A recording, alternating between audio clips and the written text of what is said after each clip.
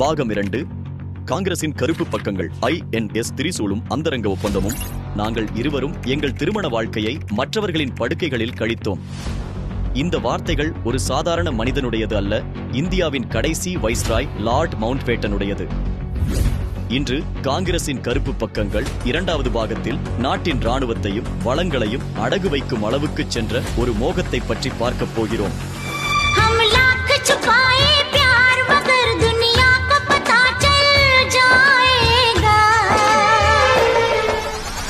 நாம் காதலை எவ்வளவுதான் மறைத்தாலும் இந்த உலகத்திற்கு தெரிந்துவிடும் என்ற ஒரு பாடல் 90களில் மிகவும் பிரபலமானது. லண்டன் டெய்லி மெயில் செய்தித்தாள் ஒரு செய்தியை வெளியிட்டது. அதில் 1922 ஆம் ஆண்டு நடந்த அந்த அரச திருமணத்தின் கருப்பு உண்மையை உலகிற்கு வெளிப்படுத்தியது. மவுண்ட்பேட்டன் தனது மனைவி எட்வினாவை நேசித்தார். ஆனால் எட்வினா பாலியல் ரீதியாக மிகுந்த ஈடுபாடு கொண்டவர், செக்ஷுவலி அப்செஸ்ட் என்பது அவருக்கு விரைவில் தெரிய வந்தது. எட்வினாவின் வாழ்க்கையில் 18ற்கும் மேற்பட்ட ஆண்கள் வந்தனர். ஆனால் ஜவஹர்லால் நேருவின் பெயர்தான் உலகளவில் பெரும் பரபரப்பை ஏற்படுத்தியது.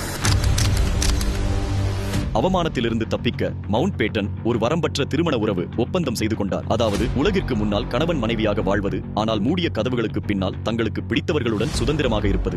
இந்த ஈர்ப்பின் முடிவு இன்னும் அதிர்ச்சிகரமானது. 21 பிப்ரவரி 1960 அன்று எட்வினா காலமான போது அவரது உடல் கடலில் அடக்கம் செய்யப்பட வேண்டும் என்பதே அவரது கடைசி ஆசையாக இருந்தது. நேரு தனது காதலியின் கடைசி ஆசையை நிறைவேற்றுவதற்காக நாட்டின் கண்ணியத்தையும் விதிகளையும் புறந்தள்ளினார். இதற்காக அவர் இந்திய கடற்படையின் போர்க்கப்பலான INS திரிசூலை அனுப்பி வைத்தார். சற்று சிந்தித்து பாருங்கள், எல்லைகளை பாதுகாக்க வேண்டிய ஒரு கடற்படை கப்பலை ஒரு பிரதமர் தனது தனிப்பட்ட காதலியின் இறுதிச் சடங்கிற்காக பயன்படுத்தினார். தேசத்தின் பெருமை ஒரு தனிப்பட்ட உறவுக்காக பலியிடப்பட்டது. இது போன்ற தனது தனிப்பட்ட விருப்பங்களுக்காகவும் வெளிநாட்டு அழுத்தங்களுக்காகவும் நேரு இன்னும் எத்தனை சமரசங்களை செய்தாரோ தெரியவில்லை.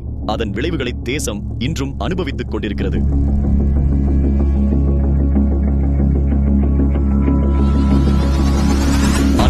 பழக்கங்கள் நேருவுடன் மட்டும் நின்றதா? இந்த குடும்பம் தேசத்தின் பணத்தை தங்கள் சொந்த சொத்தாக கருதியதா? காத்திருங்கள், இன்னும் உண்மைகள் வரவுள்ளன.